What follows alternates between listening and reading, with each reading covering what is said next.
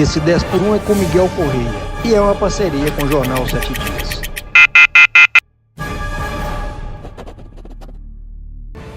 Miguel Correia está na disputa pelo Partido dos Trabalhadores de uma das vagas para senador. A aposta não é à toa. Miguel faz parte da ala moderada do partido e tem como seus principais eleitores os jovens que fizeram dele o vereador mais novo a ser eleito em Belo Horizonte, o projetando sequencialmente por 3 vezes a deputado federal e a Secretaria do Estado de Desenvolvimento Econômico, Ciências, Tecnologia e Ensino Superior de Minas Gerais. E em 10 minutos, ele responde sobre a relação com a juventude, sua posição contra a carga tributária, por que se diz candidato do Lula ao invés de Haddad, o que pensa sobre o atentado contra Jair Bolsonaro e muito mais. Tudo isso em 10 minutos e nem um segundo a mais. Miguel, por que o Senado? Porque eu contribuí muito como deputado federal, mas especialmente porque não há nada concreto sendo feito nos últimos 10 anos pelos nossos 3 senadores que Minas Gerais tem em benefício das pessoas, em benefício das cidades. Se eles não fazem nada de concreto, eu quero apresentar um mandato que seja das pessoas, que elas decidam pelas minhas posições em relação a emprego, geração de negócio, porque eu estou preparado para gerar emprego e gerar com que essas pessoas sejam produtoras de negócio. Porque como secretário de Estado, eu fui o secretário que mais gerou empregos no Brasil, proporcionalmente, e o segundo maior quantitativamente no Brasil. Você ainda tem uma forte ligação com a juventude? Muito, muito, porque não é uma forte ligação com a juventude, é uma forte ligação com aqueles que nunca tiveram o Estado apostando na sua vida, apostando na formação do seu trabalho, apostando na geração de empregos com eles, apostando na geração de negócios com eles. Então eu aposto na juventude negra, nas mulheres empreendedoras, nas pessoas da boa idade, que hoje estão se aposentando com uma expectativa de vida mais alta, eles podem empreender e fazer novos negócios. Então, para esses públicos que eu apresento a minha defesa, a minha candidatura. Qual é o seu perfil político? Diplomático, de conversa, de diálogo, de respeito, mas de seriedade. Eu tenho 18 anos de vida pública, não tenho processo, não estou em inquérito, não tenho lista, não estou em delação. E trabalhei e fui relator geral do orçamento, fui secretário de Estado, fui relator setorial, fui da mesa diretora da Câmara, então ocupei todos os cargos, fiz gestão de grandes orçamentos e não tenho problema com a minha conduta. Qual é a sua posição sobre a atual carga tributária? Equivocada, absolutamente equivocada, porque o objetivo da carga tributária é fazer com que se arrecade mais. Está errado. Você precisa fazer geração de novos empresários, porque vai se arrecadar mais e não há necessidade de você ter uma carga tributária alta. Então a fórmula é muito simples. É incrível como que a população, como que o sistema político não aposta nesse caminho. Porque isso é igual a casa da gente. Você está em casa, está faltando dinheiro, ou você corta, ou você aumenta a arrecadação. Correto? Aumentar a arrecadação significa ter um trabalho novo. Fazer um trabalho a mais, trocar de emprego. Então você não precisa cobrar mais de ninguém para arrecadar mais. Você precisa colocar mais pessoas arrecadando. Então vamos fazer essas pessoas empresários. É simples assim. A gente pode inclusive ter uma carga tributária justa, equânime e menor. Um dos jargões da sua campanha é de que você é o candidato do Lula. Por que não o candidato do Haddad? Porque eu sou candidato do Lula e sou candidato do Haddad. Primeiro que o Haddad foi meu parceiro, como eu fui relator setorial da área de educação e no meu relatório foi quando Minas Gerais teve o maior volume de investimento na área de educação e saúde. Né? Segundo, porque o Haddad foi quem promoveu a inclusão no Brasil no que significa o ensino superior. Né? Olha a quantidade de universidades federais que tem em Minas Gerais. Minas Gerais tinha uma universidade federal antes do presidente Lula e hoje entre campos e unidades das instituições federais nós temos quase 20. Então mudou muito e o Haddad é responsável diretamente por isso. E porque o presidente Lula é uma pessoa que sempre apostou no mesmo lugar que eu aposto, então eu sou do time dele. Ele apostou nas pessoas simples, nas pessoas humildes e dedicou o orçamento do Brasil para fazer essas pessoas terem chance. Por isso que ele desagradou tanta gente. Na chapa do PT tem 2 candidatos ao Senado, incluindo a ex-presidente Dilma. Você acha que ela ajuda ou te atrapalha? Ela ajuda, especialmente porque ela defende uma pauta com muita energia ligada à trajetória dela, à vida dela, e também porque eu sou desse mesmo campo, apoio essa mesma pauta, não tenho esse protagonismo que ela teve nessa pauta, mas ela não tem o protagonismo que eu tenho na pauta que eu exerço, como gerador de empregos, como desenvolvedor do nosso Estado, como quem mais contribuiu na geração de oportunidades para essa juventude se tornar empregada, empresária, se tornar dona do seu próprio nariz. Ninguém contribuiu tanto para o Estado de Minas Gerais como eu contribuí. Então, por isso que nesse eu acrescento muito para ela também. Então, um acrescenta ao outro e a população tem o direito de escolher, porque ela vota 2 vezes. Você teve o exercício de um cargo importantíssimo, que foi relator geral do Orçamento da União 2013 e 2014.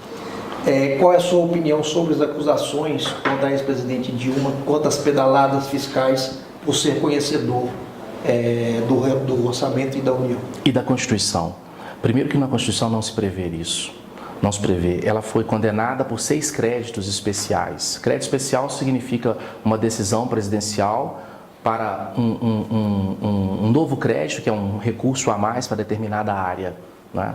E o Tribunal de Contas toma uma decisão contrária a isso, sendo que todos os governadores fizeram isso. Por que só ela foi impeachmentada? Então está muito claro que ali não foi um impeachment. Ali foi um arranjo para colocar essa turma que está aí no poder à frente. E essa turma que está aí no poder, não vamos esquecer que alguns fizeram parte da construção da levada do Temer para lá. Por exemplo, o Rodrigo Pacheco fez parte, por exemplo, a Anastasia, foi relator da CPI, no Senado Federal do impeachment. Então, tem alguns que são diretamente responsáveis pelos 15 milhões de desempregos no Brasil e ajudaram muito nisso. Eu posso citar esses 2, por exemplo. Quais são suas bandeiras, se caso eleito senador? Eu serei eleito senador. Por quê? Porque o meu mandato não me pertence e está entregue às pessoas. Então, eu duvido qual que é o senador que fará isso. Entregar a gestão do mandato na pauta de emprego, na pauta de geração de negócio para as pessoas, inclusive para vocês que estão aqui, inclusive para você.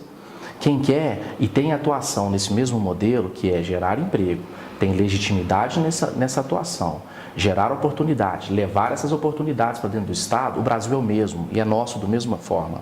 Então, que essas pessoas formem esse conselho e que esse conselho seja absoluta. Eu vou assinar isso com eles no dia 22, no sábado agora de manhã, quem quiser ir lá assistir, e vou registrar em cartório.